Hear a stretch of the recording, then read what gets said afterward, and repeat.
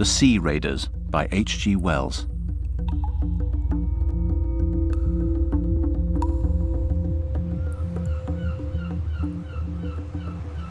Until the extraordinary affair at Sidmouth, the peculiar species Haploteuthis ferox was known to science only generically, on the strength of a half-digested tentacle obtained near the Azores and a decaying body, pecked by birds and nibbled by fish, found early in 1896 by Mr. Jennings near Land's End. In no department of zoological science, indeed, are we quite so much in the dark as with regard to the deep-sea cephalopods.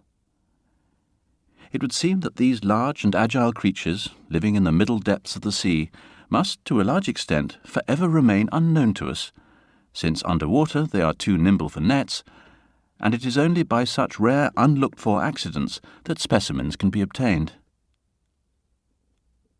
In the case of Haploteuthis ferox, for instance, we are still altogether ignorant of its habitat, as ignorant as we are of the breeding ground of the herring or the seaways of the salmon. And zoologists are altogether at a loss to account for its sudden appearance on our coast.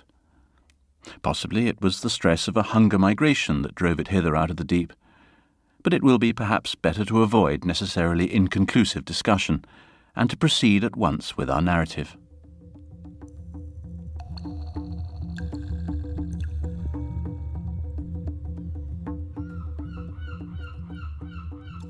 The first human being to set eyes upon a living Haploteuthis, the first human being to survive, that is, for there can be little doubt now that the wave of bathing fatalities and boating accidents that travelled along the coast of Cornwall and Devon in early May was due to this cause, was a retired tea dealer of the name of Fison, who was stopping at a Sidmouth boarding-house. It was in the afternoon, and he was walking along the cliff path between Sidmouth and Ladram Bay. The cliffs in this direction are very high, but down the red face of them in one place a kind of ladder staircase has been made. He was near this when his attention was attracted by what at first he thought to be a cluster of birds struggling over a fragment of food that caught the sunlight and glistened pinkish-white. The tide was right out, and this object was not only far below him, but remote across a broad waste of rock reefs covered with dark seaweed, and interspersed with silvery, shining tidal pools. And he was, moreover, dazzled by the brightness of the further water. In a minute, regarding this again, he perceived that his judgment was in fault, for over this struggle circled a number of birds, jackdaws and gulls for the most part, the latter gleaming blindingly when the sunlight smote their wings, and they seemed minute in comparison with it. And his curiosity was, perhaps, aroused all the more strongly, because of his first insufficient explanations. As he had nothing better to do than amuse himself, he decided to make this object, whatever it was, the goal of his afternoon walk, instead of Ladram Bay, conceiving it might perhaps be a great fish of some sort, stranded by some chance, and flapping about in its distress. So he hurried down the long steep ladder, stopping at intervals of 30 feet or so to take breath, and scanned the mysterious movement. At the foot of the cliff he was, of course, nearer his object than he had been, but, on the other hand, it now came up against the incandescent sky, beneath the sun, so as to seem dark and indistinct. Whatever was pinkish of it was now hidden by a skerry of weedy boulders, but he perceived that it was made up of 7 rounded bodies, distinct or connected, and that the birds kept up a constant croaking and screaming, but seemed afraid to approach it too closely. Mr. Fison, torn by curiosity, began picking his way across the wave-worn rocks, and finding the wet seaweed that covered them thickly rendered them extremely slippery, he stopped, removed his shoes and socks, and coiled his trousers above his knees. His object was, of course, merely to avoid stumbling into the rocky pools about him, and perhaps he was rather glad, as all men are, of an excuse to resume, even for a moment, the sensations of his boyhood. At any rate, it is to this, no doubt, that he owes his life. He approached his mark with all the assurance which the absolute security of this country against all forms of animal life gives its inhabitants. The round bodies moved to and fro, but it was only when he surmounted the skerry of boulders I've mentioned that he realized the horrible nature of the discovery. It came upon him with some suddenness. The rounded bodies fell apart as he came into sight over the ridge, and displayed the pinkish object to be the partially devoured body of a human being, but whether of a man or woman he was unable to say.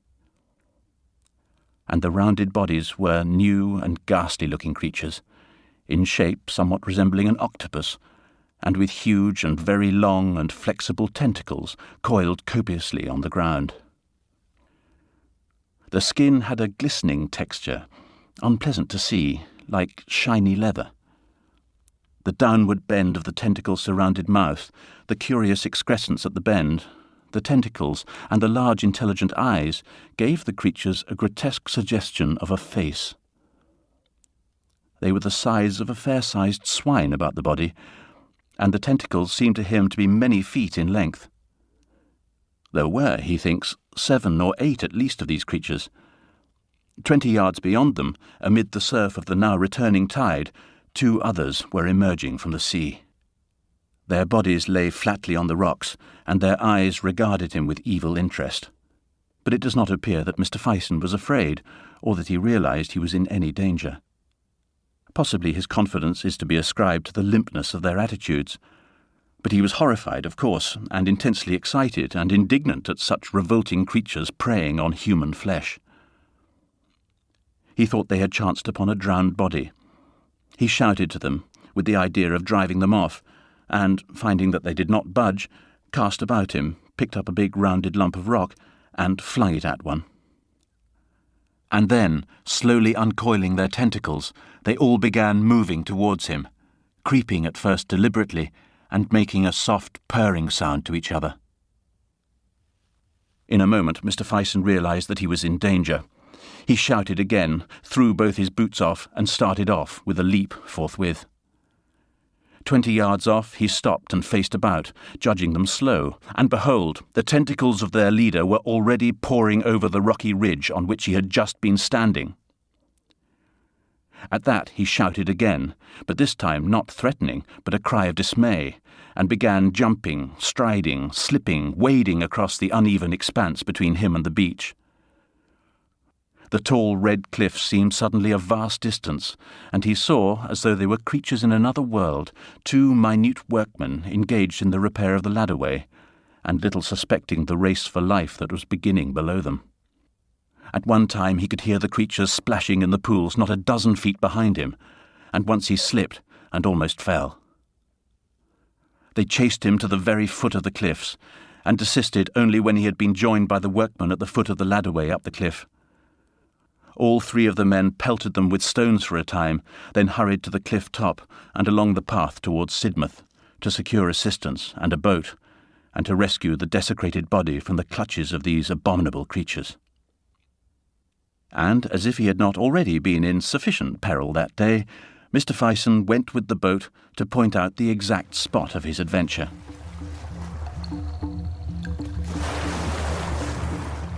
As the tide was down, it required a considerable detour to reach the spot, and when at last they came off the ladderway, the mangled body had disappeared.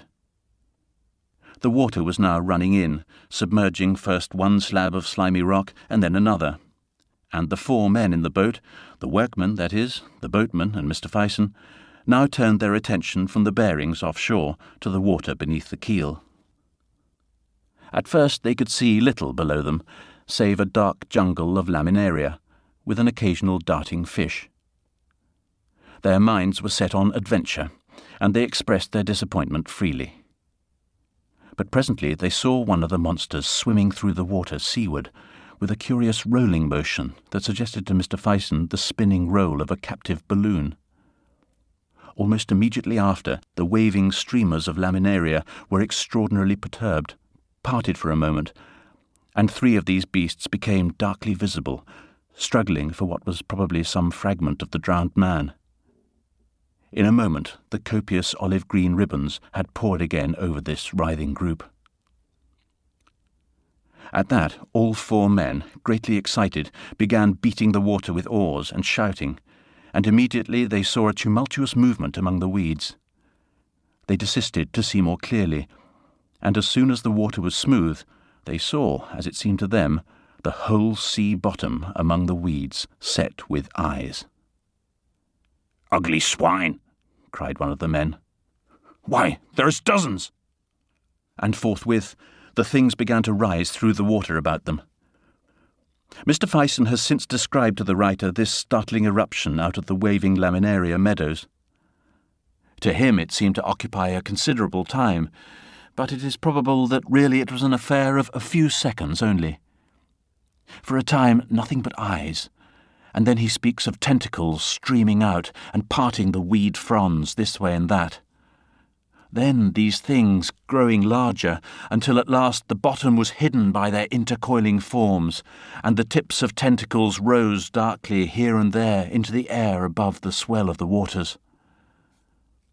One came boldly to the side of the boat, and, clinging to this with 3 of its sucker-set tentacles, threw 4 others over the gunwale, as if with an intention either of oversetting the boat or of clambering into it. Mr. Fison at once caught up the boat-hook and, jabbing furiously at the soft tentacles, forced it to desist. He was struck in the back and almost pitched overboard by the boatman, who was using his oar to resist a similar attack on the other side of the boat. But the tentacles on either side at once relaxed their hold at this, slid out of sight, and splashed into the water. "We'd better get out of this," said Mr. Fison, who was trembling violently. He went to the tiller, while the boatman and one of the workmen seated themselves and began rowing. The other workman stood up in the forepart of the boat, with the boat-hook ready to strike at any more tentacles that might appear. Nothing else seems to have been said. In a hushed, scared mood, with faces white and drawn, they set about escaping from the position into which they had so recklessly blundered. But the oars had scarcely dropped into the water before dark, tapering, serpentine ropes had bound them and were about the rudder.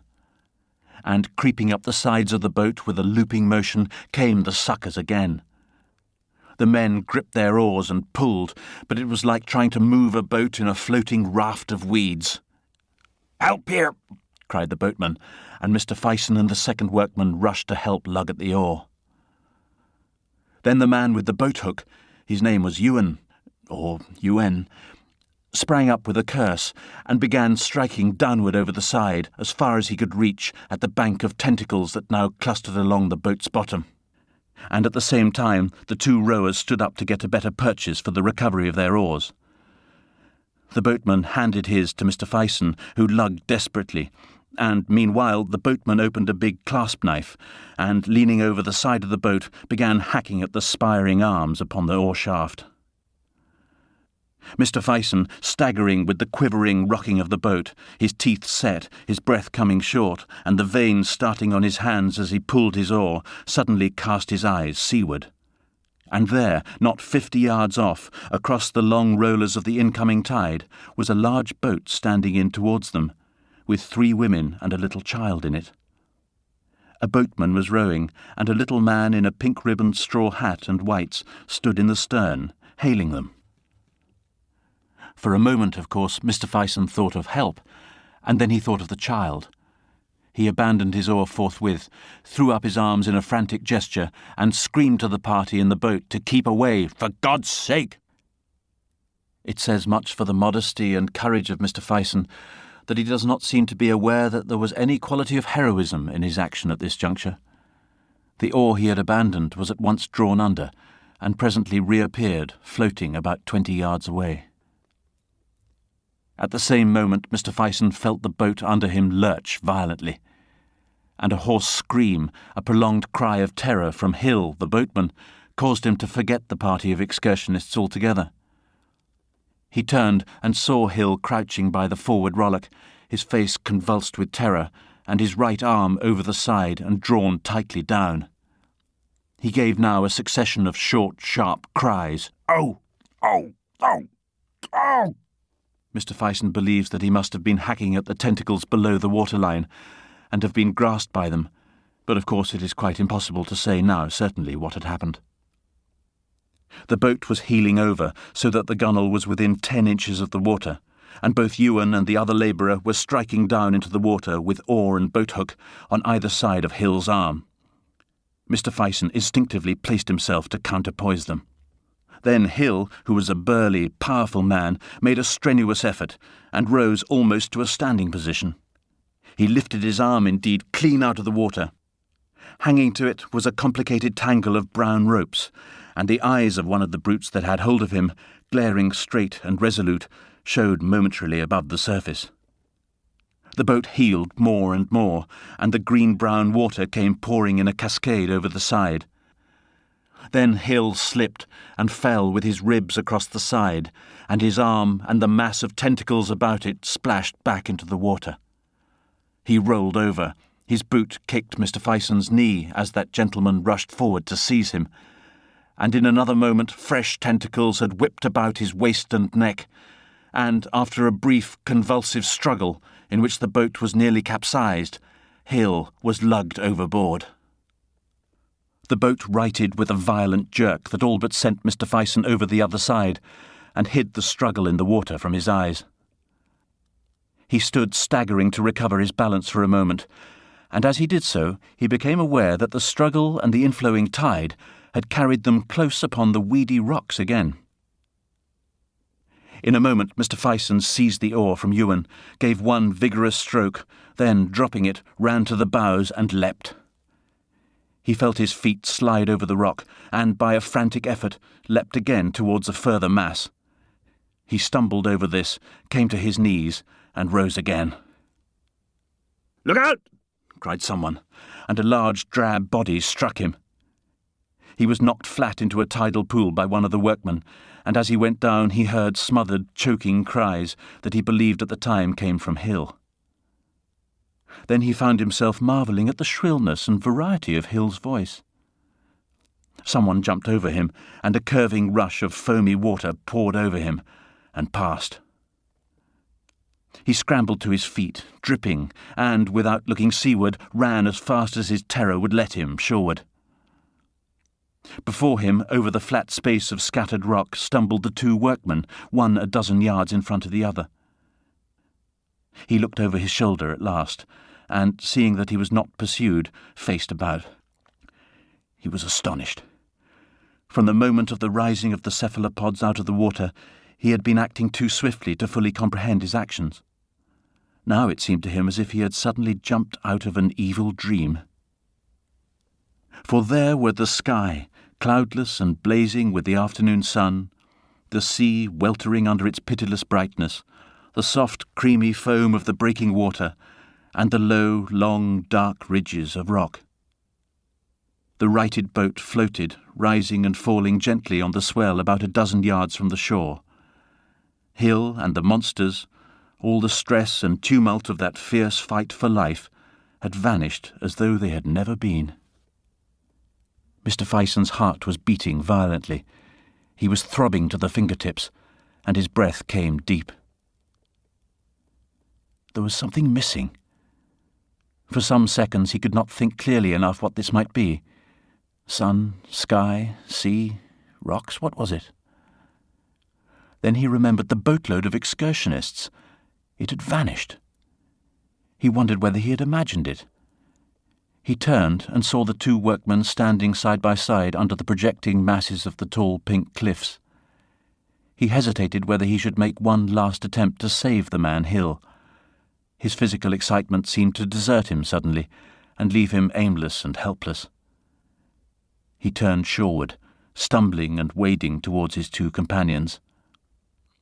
He looked back again, and there were now two boats floating, and the one furthest out to sea pitched clumsily, bottom upward.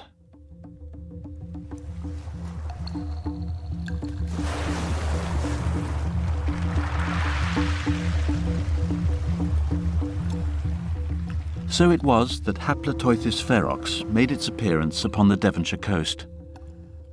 So far this has been its most serious aggression. Mr. Fison's account, taken together with the wave of boating and bathing casualties to which I have already alluded, and the absence of fish from the Cornish coast that year, points clearly to a shoal of these voracious deep-sea monsters prowling slowly along the subtidal coastline. Hunger migration has, I know, been suggested as the force that drove them hither, but for my own part I prefer to believe the alternative theory of Hemsley. Hemsley holds that a pack or shoal of these creatures may have become enamoured of human flesh by the accident of a foundered ship sinking among them, and have wandered in search of it out of their accustomed zone, first waylaying and following ships, and so coming to our shores in the wake of the Atlantic traffic. It would seem that the appetites of the shoal were satisfied by the catch of 11 people. For so far as can be ascertained, there were 10 people in the second boat, and certainly these creatures gave no further signs of their presence off Sidmouth that day. The coast between Seaton and Budleigh Salterton was patrolled all that evening and night by 4 preventive service boats, the men in which were armed with harpoons and cutlasses, and as the evening advanced, a number of more or less similarly equipped expeditions, organised by private individuals, joined them. Mr. Fison took no part in any of these expeditions.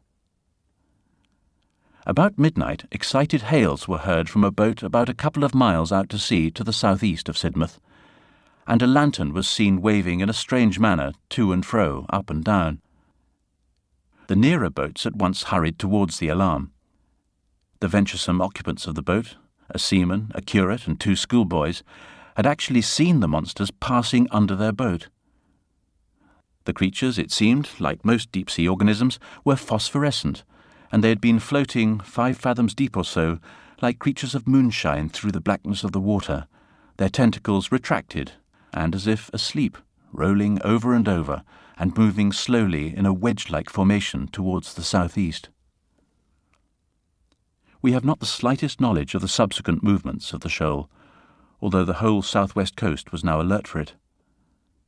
2 weeks and 3 days after this Sidmouth affair, a living Haploteuthis came ashore on Calais sands. It was alive, because several witnesses saw its tentacles moving in a convulsive way, but it is probable that it was dying. A gentleman named Pouchet obtained a rifle and shot it.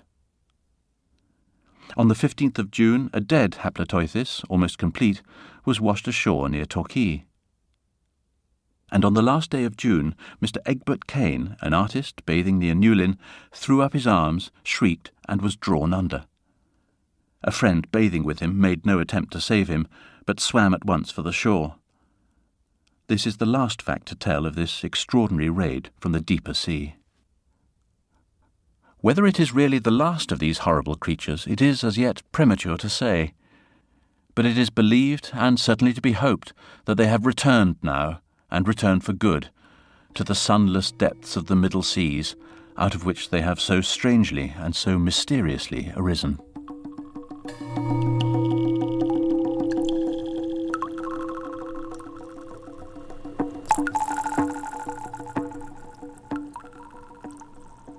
Robert Bathurst was reading The Sea Raiders by H.G. Wells. The producer was Gemma Jenkins.